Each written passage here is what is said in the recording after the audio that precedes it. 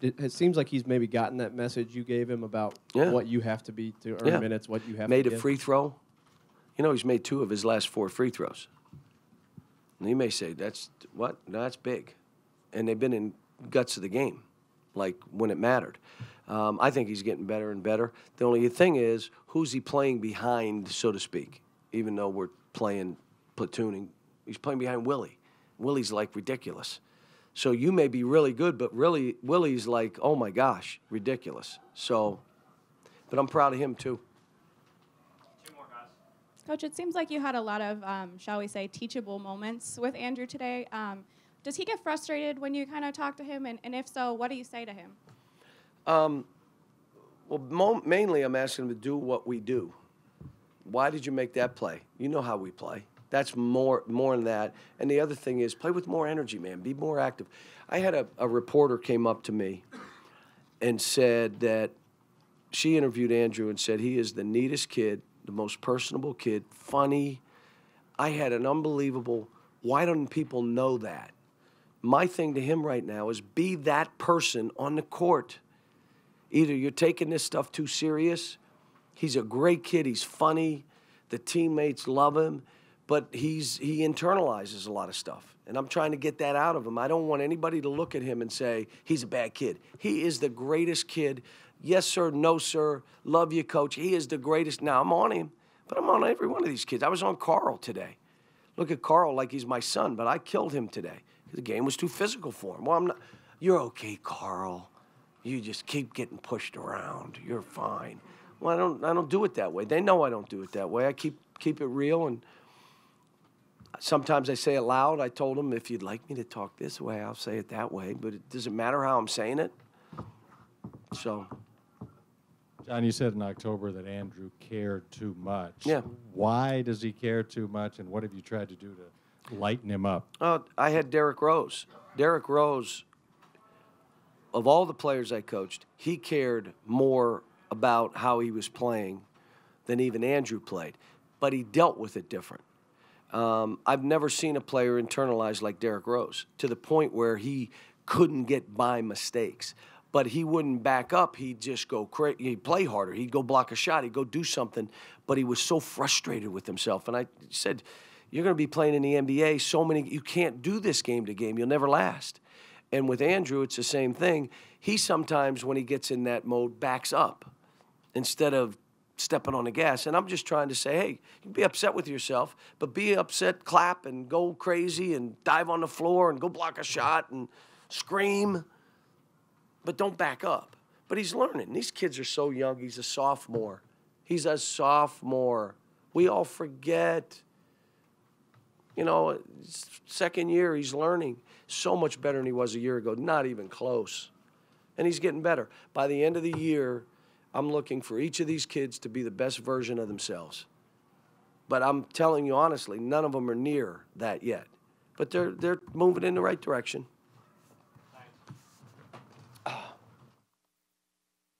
8 turnovers, 2 less than you'd like. Because the reason it was 8 is because we backed up the game, and I said, okay, because of how they're playing, we're going to grind it out. And that's what we did. Look, there's going to be games where we play this way, that we don't have to play fast. We don't have to play wide open. We can make you guard us in the half court and do things, and we're getting better at it. We work at it every day, you know, and these guys, they did it. You know, part of the thing today, again, is they're getting 3 days off. Told them, you're getting 3 days off. I get the rest of today off. They're getting Sunday off, and Monday's an individual work day. Like they're going to get individual work, but it's not going to be a practice day. And they gave a great effort. We didn't shoot around this morning. I gave them the option. Do you want to come in and shoot around in the morning? It would have been, we'd have had to get up at 7 o'clock, maybe a little earlier, and come over here and shoot. And I said, take 4 or 5 minutes, decide. They decided in 15 seconds that they didn't want to come and shoot around. Let's shoot our half-court shot. So we shot that last night. But it just, I trust them. I trust them that they understand it's not about being lazy or doing what's easiest, what is right for them. I'm trying to give them days off because the effort they're playing with is crazy. So they need to make sure they're getting healthy, that they're regenerating. But I got a good team with good players, and we're still not where we need to be, but we're moving in the right direction. John, holding South Carolina to 4 made field goals in the second half, does that jump out to you, or is it just that kind of game? It was that kind of game. I mean, I didn't want to get away from who we were because everybody said, it's a good team to zone and do, blah, blah, blah. Well, that's not who we are, and I don't need to trick anybody. This is who we are. And what we did was we just made sure we told our guys, they're a driving team. You got to stay in between your man and the basket. Do not get on his hip, which we did 15 times.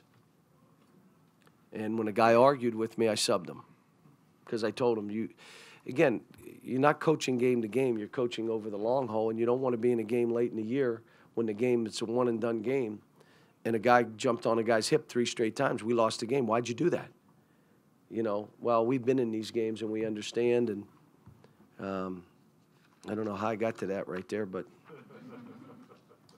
any other questions? Cal, is Andrew's hip still bothering him, and what do you say to him when he has those moments where it seems like he drives, gets up in the air, not sure where he's going with the ball? Yeah, well, he's getting better. I'm fine with him. I thought he finished the game good, made some free throws that we needed him to make, ran the game pretty good. He and Tyler can play together. I like the fact that he missed 2, and then he came back and made that 3rd one, instead of the 2 misses absolutely caving him in. I mean, I'm just looking for guys to get better. They're not going to be perfect, but I expect them to fight. I expect them to listen. I expect them to be disciplined enough to do what the team needs them to do. I can expect that. And so, like I said, I think this team, we're going on the road playing good games, good teams, and hanging on. And then with Marcus, 4 blocks, I think, at 13 minutes, altered a lot of other shots. It's pretty good. The first time we went zone, just said, should we do it? And the guys normally would tell me no, and they said, yeah, let's do it one time.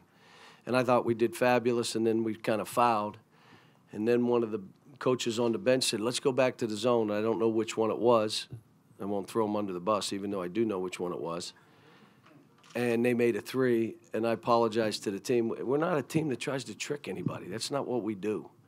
I mean, we play, and I don't need to be, oh, he's tricky. Look how, it's not what we do here. And so other than that play, I thought we defended and we made it hard.